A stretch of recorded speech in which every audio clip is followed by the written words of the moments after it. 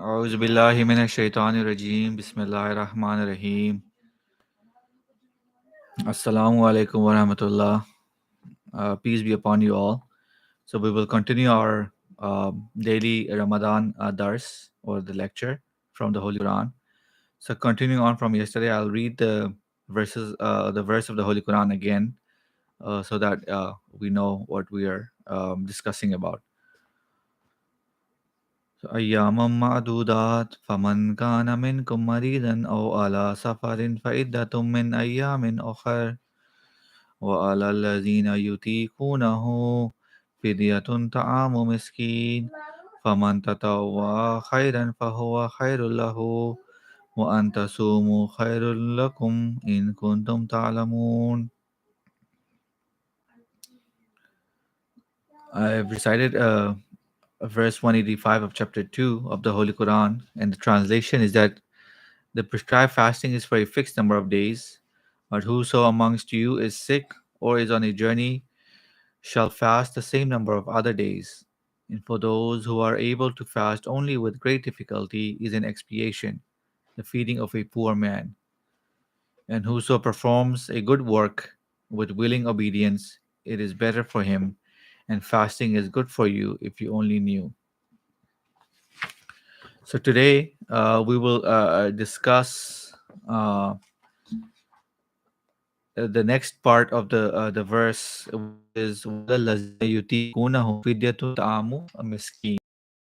So, and the translation is that for those who are able to fast only with great difficulty is an expiation. So the feeding of a poor man, or this part of the verse has been very difficult to translate by some or by the commentators that has done the commentary of this verse. This difficulty is due to difference of opinion regarding the pronoun who, which comes in yatikunahu. So some people have directed it towards fasting, and some have directed it towards the part of the verse fidyatun ta'amu a miskin. For example, Shah Waliullah Sahab Rahmullah Alayh in Fawzul Kabir has directed it towards fidyatun ta'amu miskin. That if you take the interpretation of Shah Waliullah Sahab, the meaning of the verse is that those who are able to give the fidya, which is the expiation, if you're not able to fast, they must give fidya as well. So in Shah Waliullah Sahab's opinion, this verse is referring to fidyatun ta'amu, or is referring to sadqa of fitr, which is the fitrana that members or people, Muslims pay, or it must be given before Eid prayer, so that the less fortunate people can also be part of this festivities of of Eid, of this celebration. Another meaning is that that is done is that those people who are capable of fasting, they should, along with their fasting, also give fidya, or this fitrana, or feed the poor. But this is not proven from the Sunnah or the Hadith, or the saying of the Holy Prophet sallallahu alaihi wasallam. Also, this does not make any sense because fidya should be for the person who hasn't kept a fast, nor or not for those who are keeping the fast. So when we look at the meaning of yatikunahu, so when we look at the Arabic language, the word ataka means that someone has done the task, but only after a great difficulty. So if someone puts himself through great hardship and does the task, even though he didn't have the ability to do it, the word ataka is used. So in light of this meaning, yatikunahu or yutikunahu would refer to those people who pass through severe hardship if they are fast. So due to old age, or heart problems, or some other chronic illnesses or extreme sicknesses, for such people, the feeding of a poor person is given as an expiation of fasting. So, because they are not able to fast, so the expiation for that is feeding of poor people.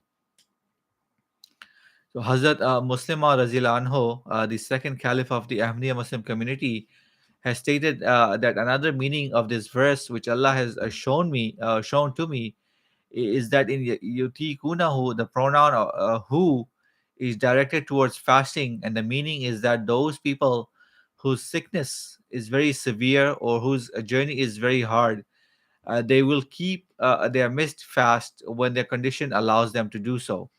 So, in accordance with the part of the verse, fidyatun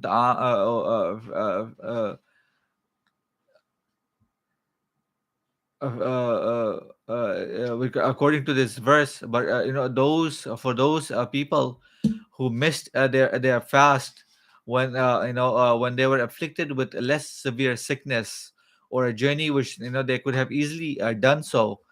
For such people, along with making up their missed fast, they should also give fidya by feeding the poor people, because it is possible that they were maybe mistaken in missing their fast. They may have thought themselves to be sick, but in the sight of Allah, they might not have been sick, or they were in a journey, but they thought that they were on a journey, but in the sight of Allah, that did not count as a journey. So, as compensation for this possible mistake, it is better if they keep their missed fast and give fidya by feeding the poor people.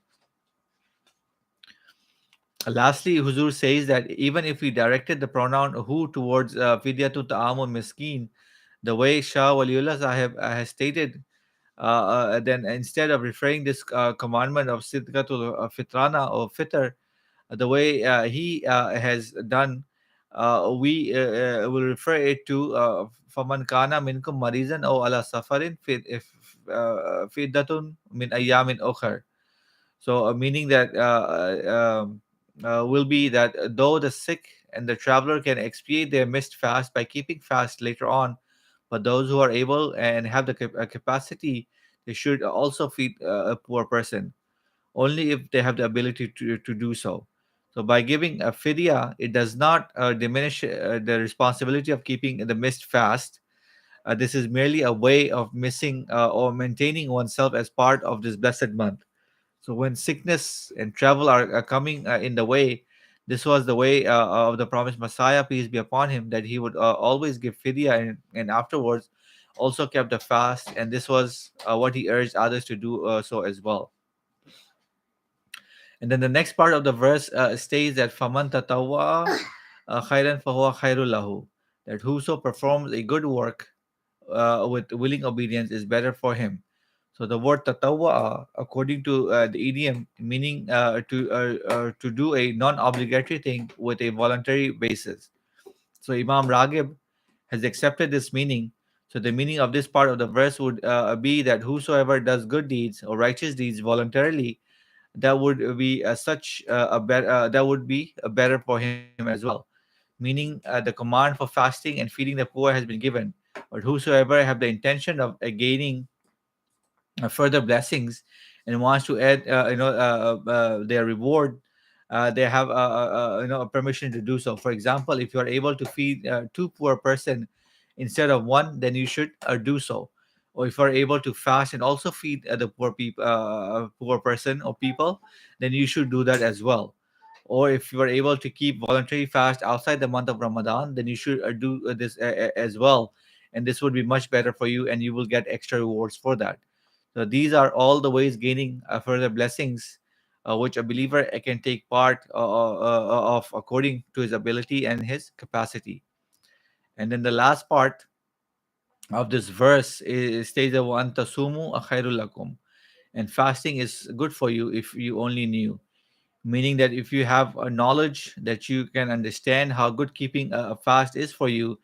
In other words, Allah is saying that this commandment which we have given you is not just a regular command, it contains blessings which are out of the ordinary.